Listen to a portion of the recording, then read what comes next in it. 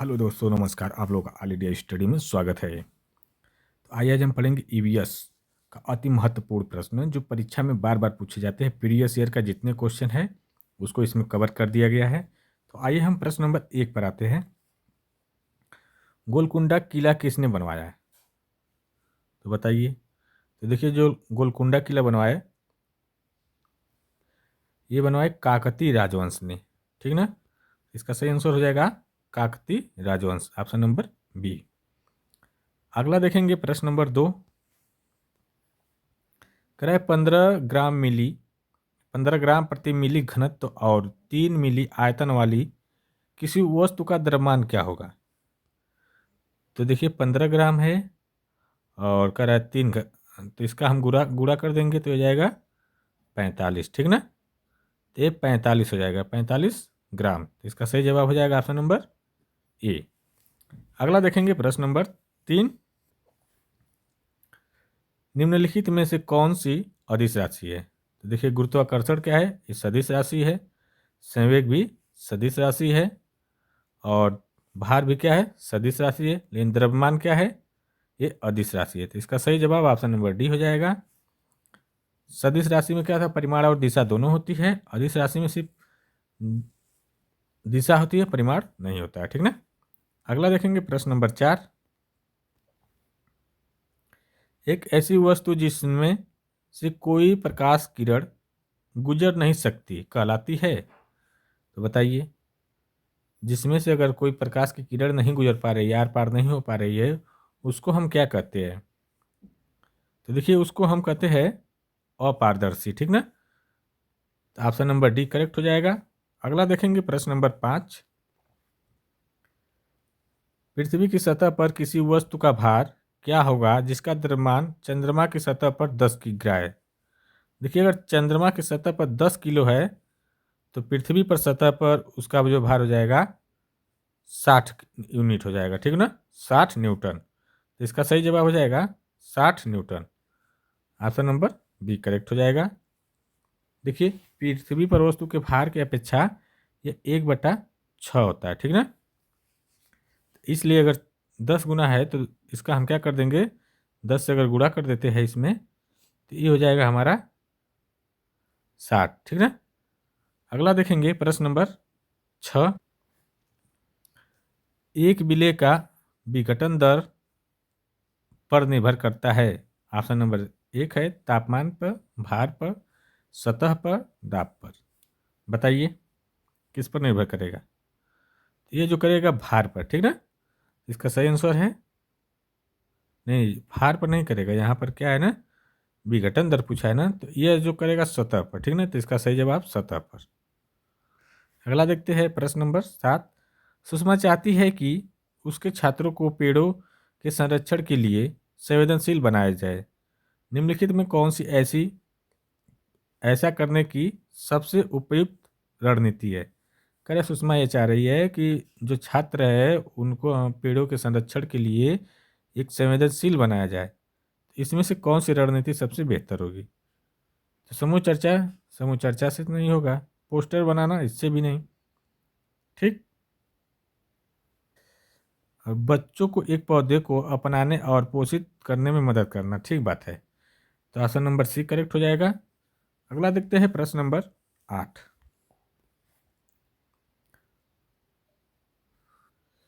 8 है, अभय ने अपने छात्रों से उन बीमारियों पर समूहों में एक सर्वेक्षण करने के लिए कहा जिनसे उनके पड़ोस के लोग पीड़ित थे। पाठ्य पुस्तक में सर्वेक्षण का उल्लेख नहीं किया गया। इन शिक्षण अधिगम की रणनीति के लिए कौन सा विकल्प प्रासंगिक नहीं है? तो ऑप्शन नंबर 1 है, इससे बच्चों को वास्तविक जीवन के साथ सीखने में मदद मिलेगी। ये तो बात सही है, कराए नहीं है ना। तो अगर क्या करेगा, अगर अब है अपने छात्रों से कह रहा है कि तुम्हारे पड़ोस में जो भी बीमार है उसका सर्वेक्षण करो, सर्वेक्षण करके उसको अपने पाठ्य पुस्तक पर लिखने के लिए करा है। ठीक ना? तो इससे क्या होगा कि जीवन में जो वास्तविक जीवन में मदद मिलेगी। सही बात है। दूसरा है इनसे बच्चों को डेटा हैंडलिंग समझने और एक साथ काम करने के लिए सक्षम होगा, ये भी बात सही है। इससे समुदाय को उन बीमारियों को समझने में मदद मिली जिनसे वे पीड़ित थे, ये बात सही है। ठीक ना, तो इसका सही जवाब हो जाएगा ऑप्शन नंबर डी वाला, सी वाला। ठीक ना, अगला देखते हैं प्रश्न नंबर 9। देखिए क्वेश्चन कितना बड़ा है। क्वेश्चन है आपातकालीन परिस्थितियों के बारे में बात करने के लिए प्रिया ने अपने बच्चों के अनुभव पूछे।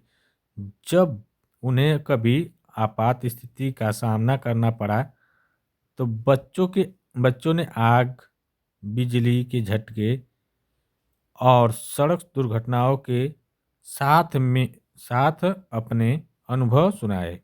उन्होंने प्रश्न पूछे, उनकी मौजूदा समय और आकलन किया और समाचार पत्रों से सड़क सुरक्षा विज्ञापनों जैसे संसाधनों का उपयोग करके सुरक्षा पहलुओं पर चर्चा की और क्रमशः आग और बिजली के झटके पर सुरक्षा दिशा निर्देशों पर चर्चा के लिए एलपीजी और इलेक्ट्रिक बिल का इस्तेमाल किया।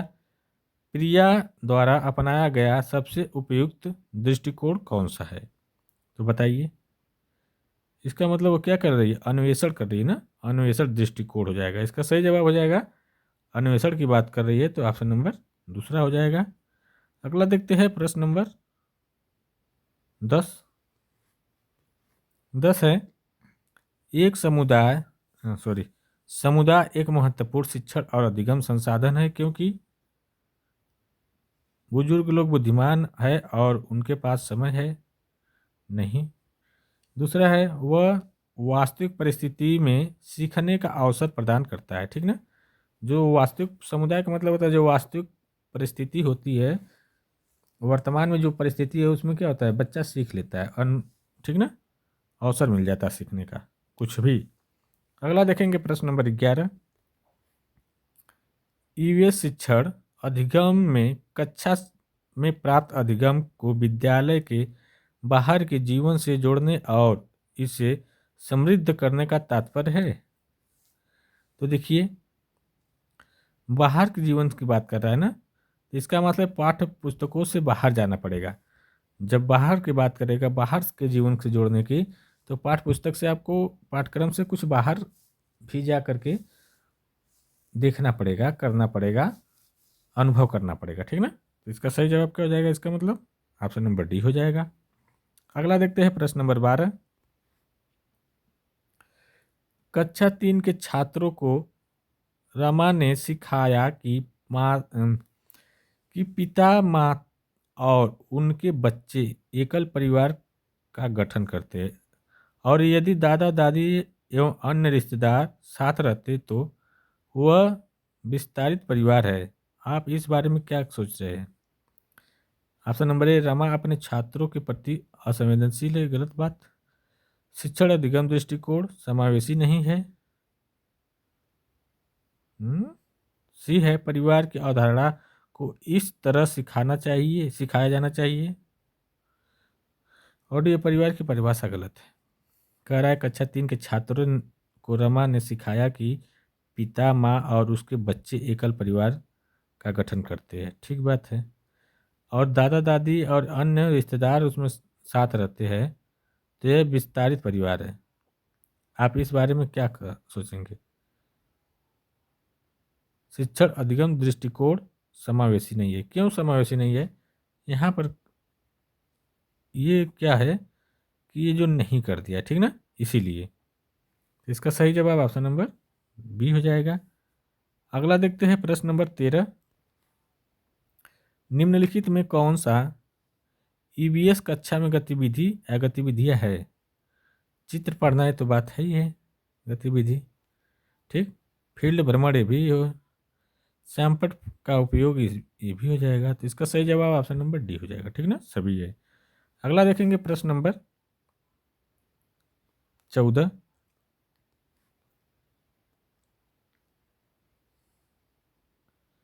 आइए प्रश्न नंबर 14 देखते हैं।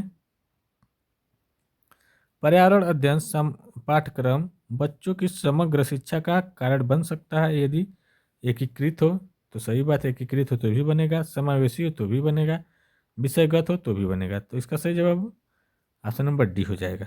अगला देखते हैं प्रश्न नंबर 15। ईवीएस पाठ्य पुस्तक में सपेरों पर एक अध्याय है। इसका उद्देश्य बच्चों को जागरूक करना और संवेदनशील बनाना है। तो ऑप्शन नंबर ए सपेरों के लिए, क्योंकि बच्चे इन दिनों अक्सर उन्हें नहीं देखते, ये बात तो नहीं है। दूसरा है कि क्योंकि सपेरों जो होते हैं सांपों को नुकसान नहीं पहुंचाए और उन्हें अपनी आजीविका से वंचित करने से पहले विकल्पों को प्रदान करने की आवश्यकता है। ये बात सही है, ठीक ना। अपनी आजीविका जो मतलब सपेरा होते हैं वह अपना आजीविका चलाते हैं, तो अगर मान लीजिए उसको वंचित करना है तो उसको पहले विकल्प ढूंढना पड़ेगा अपने जीवन के लिए, ठीक ना। अगला देखेंगे 16 है, विद्यालय में मिड डे मील किस समय के लिए कौन सा सबसे प्रासंगिक है? तो बताइए कौन सा है। ये ईवीएस शिक्षण अधिगम के लिए एक अच्छा अवसर है, ये सबसे प्रासंगिक है। ये सब जितने पेपर है सब प्रीवियस ईयर में पूछे हुए क्वेश्चन का पेपर है, तो आप लोग जरूर देखिए, क्योंकि प्रीवियस ईयर से 5 से 8-10 क्वेश्चन आना ही आना तय रहता है। अगला क्वेश्चन देखेंगे, पर्यावरण अध्ययन के संदर्भ में बोझ के बिना सीखना क्या बताता है? देखिए, जब बोझ के बिना सीखेगा बच्चा तो अबोध का भार कम करने की जरूरत होती है, ठीक ना। तो इसका सही जवाब ऑप्शन नंबर बी हो जाएगा। सुपर फास्ट तरीके से थोड़ा देखेंगे। प्रश्न नंबर 18, ईवीएस कक्षा में समूह में सीखने का क्या उद्देश्य है? तो बताइए, इसमें समूह में सीखने का मेन उद्देश्य जो होता है सहयोग के मूल्यों को लागू करने और उसके साथ काम करने के लिए प्रत्येक बच्चों को सक्रिय रूप से भाग लेने और सीखने की सक्षम बनाना। ऑप्शन नंबर बी करेक्ट हो जाएगा। अगला क्वेश्चन देखते हैं, प्रश्न नंबर 19, बाला का पूरा रूप क्या है? तो अधिगम सहायक के रूप में बिल्डिंग। तो इसका सही जवाब ऑप्शन नंबर बी अधिगम सहायक के रूप में बिल्डिंग। अगला देखेंगे प्रश्न नंबर 20, वैकल्पिक ढांचे का क्या अर्थ है? तो बताइए, वैकल्पिक ढांचे का जो अर्थ होता है विचार जो अवधारणाओं और औपचारिक रूप से स्वीकृत स्पष्टीकरण से अलग। ऑप्शन नंबर एक करेक्ट हो जाएगा। अगला देखेंगे प्रश्न नंबर 21, महिलाएं पुरुषों की तुलना में कमजोर है, यह कथन क्या है? ये रूढ़िबद्ध धारणा है, ठीक है। क्या है? ये मिथक हो जाएगा। यहाँ पर महिलाएं पुरुषों की तुलना में कमजोर है, यह क्या है? एक मिथक प्रयास है। ऑप्शन नंबर डी हो जाएगा, ठीक ना। अगला देखेंगे प्रश्न नंबर 22, भारत में बिहार के सापेक्ष जम्मू और गोवा की स्थिति क्या है? तो देखिए, भारत में जो है बिहार के सापेक्ष जम्मू और गोवा की स्थिति किधर है, ठीक ना। तो ये जो है उत्तर पश्चिमी और दक्षिण पश्चिमी में गोवा और जम्मू कश्मीर है, ठीक ना। तो ऑप्शन नंबर बी हो जाएगा। अगला देखेंगे प्रश्न नंबर 23, वाष्पीकरण की प्रक्रिया निम्न में से किस स्थिति से में सबसे धीमी होती है? किस में सबसे धीमी होती है वाष्पीकरण? तो देखिए, सतह के क्षेत्र का तापमान दोनों में कमी अगर रहेगी, सतह के क्षेत्र में और तापमान में कमी रहेगी तो वाष्पीकरण धीमा होगा, ठीक। अगला क्वेश्चन देखेंगे प्रश्न नंबर 24, स्थान दूरियों और दिशाओं की सापेक्ष स्थिति को समझने की क्षमता क्या कहलाती है? देखिए, जब स्थान दूरी और दिशाओं की बात आए तो चित्रण कौशल कहलाएगी, ठीक ना। ऑप्शन नंबर ये हो जाएगा। अगला क्वेश्चन देखेंगे प्रश्न नंबर 25,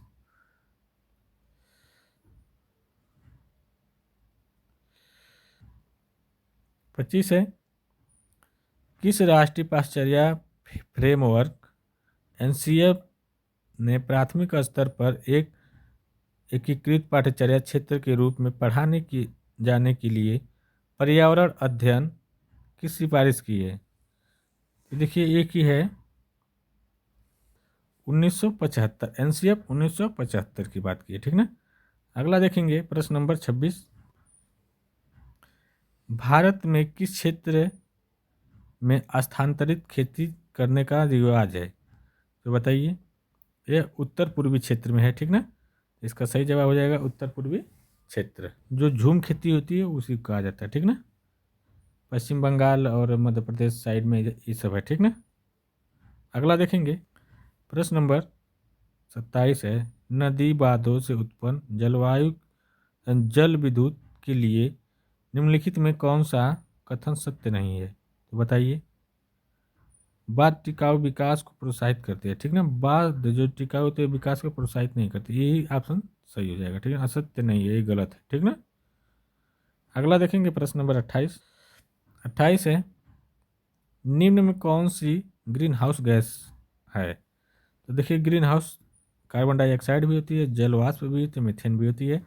ये सभी carbon dioxide green house gas है। अगला देखेंगे, प्रश्न नंबर 29, भारत में ठंडे रेगिस्तान मानसून से प्रभावित क्यों नहीं होते।